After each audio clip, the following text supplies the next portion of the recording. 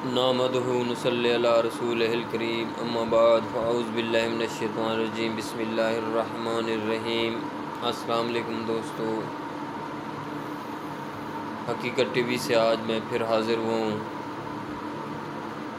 جیسا کہ آپ کو پتہ ہے محرم الحرام ہے، اسی محرم الحرام کے سلسلے میں میری یہ تیسری ویڈیو ہے۔ آج کی ویڈیو میں اہل بیت سے محبت کے اس سلسلے میں چند احادیث بیان کرنا چاہتا ہوں، اور اہل بیت سے محبت کے جو فائدے ہم کو ملنے ہیں وہ بھی بیان کرنا چاہتا ہوں۔ حضور پاک صلی اللہ علیہ وسلم کا ارشاد ہے، الحسین منی انا من الحسین، حسین مجھ سے ہے اور میں حسین سے ہوں۔ دوسری احادیث میں آتا ہے،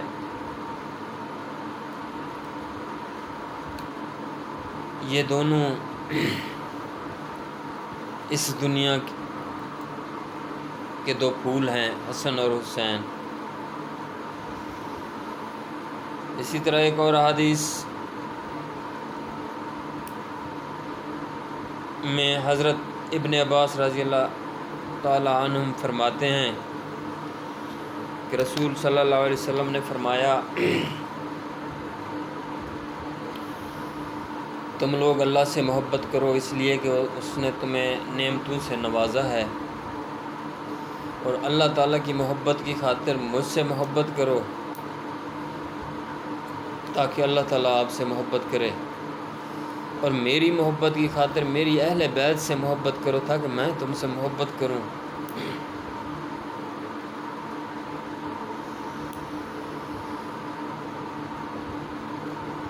اسی طرح ایک دفعہ رسول پاک صلی اللہ علیہ وسلم مدینہ کی گلیوں میں سے گزر رہے تھے، وہاں چند بچے کھیل رہے تھے،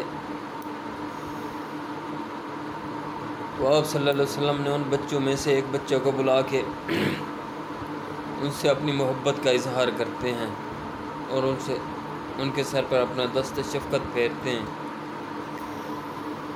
صحابہ اکرام نے عرض کی، یا رسول اللہ صلی اللہ علیہ وسلم، صرف اسی ایک بچے کو اتنا پیار کیوں؟ آپ صلی اللہ علیہ وسلم نے ارشاد فرمایا، صحابہ، ایک دن میں دیکھ رہا تھا میرا حسین اس کے ساتھ کھیل رہا تھا،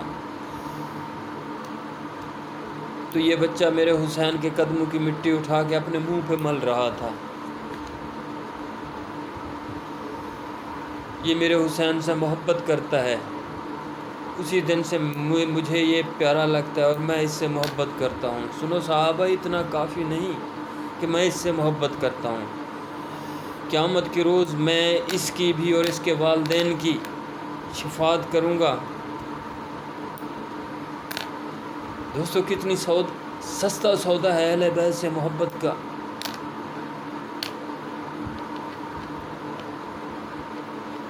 خود بھی بخشے جاؤ اور اپنے والدین کی بخشش کا بھی سامان کر جاؤ، صرف اہل بیت سے محبت کر کے۔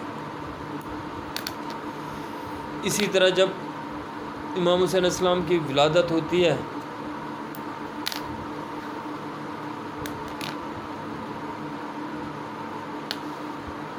آپ صلی اللہ علیہ وسلم اور حضرت علی علیہ السلام چلے جا رہے ہیں، جب گھر علی علیہ السلام کے گھر کے پہنچتے ہیں تو حضور علی علیہ السلام سے فرماتے ہیں، آپ دروازے پہ ٹھہرو، میں اندر جاتا ہوں۔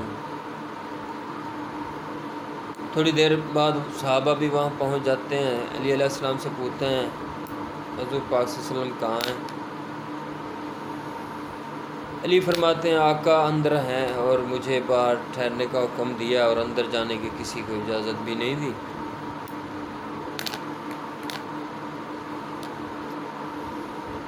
بس تھوڑی دیر بعد حضور پاک صلی اللہ علیہ وسلم بھی باہر آ جاتے ہیں، اور ان کا چہرہ مبارک اتنا چمک رہا تھا، اتنی روشنی تھی ان کے چہرے پہ دنیا میں تو ایسی کوئی مثال نہیں جو حضور پاک صلی اللہ علیہ وسلم کے اس وقت جو خوشی سے چہرہ چمک رہا تھا کہ مثال دی جائے، بس بے مثل ہی چمک رہا تھا، یوں سمجھو کہ اتنی خوشی تھی حضور پاک صلی اللہ علیہ وسلم کے چہرے پر، اور اتنی وہ چمک تھی کہ دنیا میں ایسی کوئی چمکدار یا ایسے کوئی خوبصورت چیز کی مثال نہیں دے سکتی، بے مثل چمک رہا تھا یوں سمجھو۔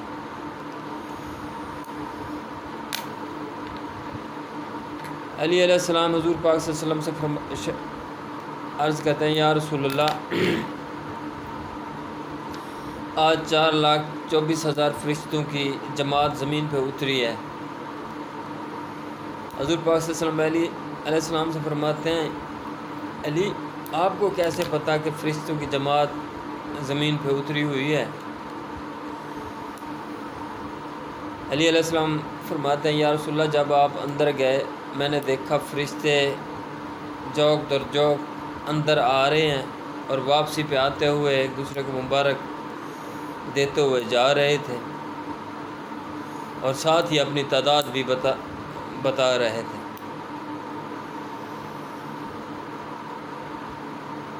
آپ صلی اللہ علیہ وسلم علیہ السلام سے فرماتے ہیں، یا علی، آپ کو اللہ تعالیٰ نے عقل سلیم عطا کی ہے۔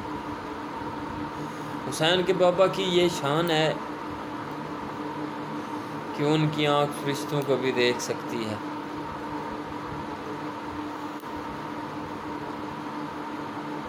حضور پاک صلی اللہ علیہ وسلم جب صحابہ کے درمیان آتے ہیں، آپ فرماتے ہیں، میں نے ایک عجیب واقعہ دیکھا۔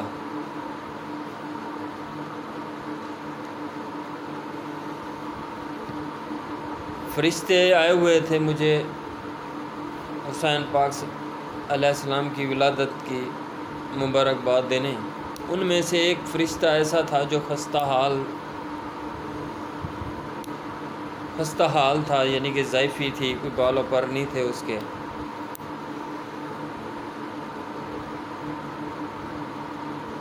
میں نے پوچھا، یہ تیرا حال کیسا؟ فرشتہ عرض کرتا ہے، یا رسول اللہ، میرا اقتدار چھن گیا ہے، مجھ سے میری ڈیوٹی واپس لے لی گئی ہے۔ بس آج عرش بالا پہ اعلان ہو رہا تھا، گونج تھی کہ آج نواسہ نبی، ابن نبی کی ولادت ہو چکی ہے، امام حسین علیہ السلام کی۔ تو میں نے فرشتوں سے عرض کی، مجھے بھی سہارا دو، میں نے بھی جانا ہے حسین پاک علیہ السلام کی ولادت کی مبارک دینے، اور اپنی غلطی کی معافی اور بخشش کروانے۔ فرشتہ عرض کرتا ہے، یا رسول اللہ، مجھ سے میری غلطی کی معافی کروا دو۔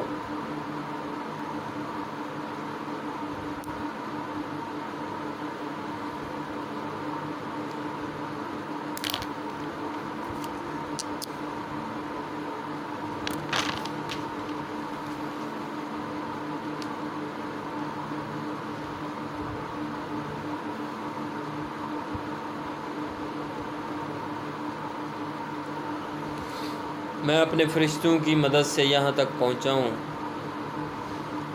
آج حسین کے صدقے میرا اقتدار مجھے واپس دلوا دو۔ حضور صلی اللہ علیہ وسلم نے دعا کی اللہ تعالیٰ سے، اے اللہ، اس کو معاف کر دے اور اس کے بالوں پر اور اس کا اقتدار لوٹا دے۔ جبرائیل علیہ السلام آ کے عرض کرتا ہے، یا رسول اللہ،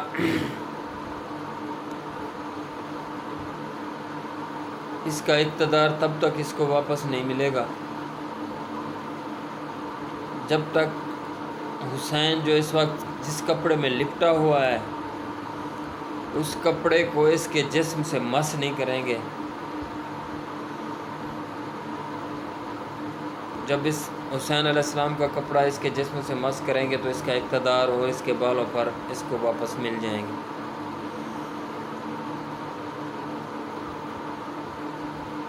تو پھر حسین علیہ السلام کا وہ کپڑا لایا گیا اور اس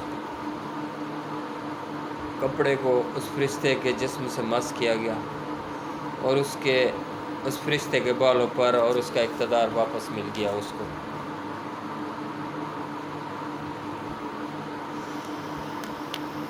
جبرائیل علیہ السلام بیان کرتے ہیں، حضور پاک صلی اللہ علیہ وسلم سے عرض کرتے ہیں، یا رسول اللہ، اس کی یہ حالت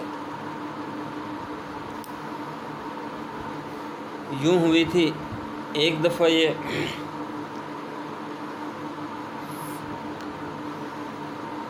اس نے زمین پر دیکھا ایک بندہ، اس کے دونوں ہاتھ کاٹے ہوئے، اور اس کے دل میں خیال آیا کہ اب اس کا یہاں کیا کام، اللہ تعالیٰ اس کو اٹھا ہی لے۔ بس اسی بات پر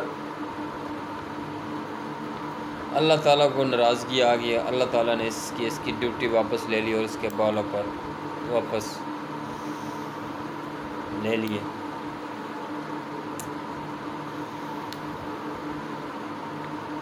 فرشتے کو پتہ تھا، دینا تو حضور ہی نے تھا، وہ پہلے بھی تو آ سکتا تھا حضور پاک صلی اللہ علیہ وسلم سے پاس، بس اس کو پتہ تھا حسین علیہ السلام کی ولادت ہوگی، جو بھی مانگوں گا وہی مل جائے گا۔ یہاں ایک بات عرض کرنا چاہتا ہوں، یہ نکتے کی بات ہے۔ کچھ لوگ ایسے بھی ہیں، کہتے ہیں کہ امام حسین علیہ السلام اقتدار کی خاطر وہاں گئے تھے، نعوذ باللہ۔ میں یہ کہنا چاہتا ہوں، اقتدار تو امام حسین علیہ السلام کی در کی کنیز ہے۔ حسین علیہ السلام کا کپڑا جو جسم سے لگا ہوا، اگر فرشتے کو مس کر دیں تو اس کا اقتدار اس کو واپس مل جائے، ایسے حسین کو دنیا کے اقتدار کی کیا ضرورت؟ وہ فرشتوں کے اقتدار ان کو واپس لوٹا رہا ہے، وہ بھی اپنے ایک جسم کے کپڑے سے۔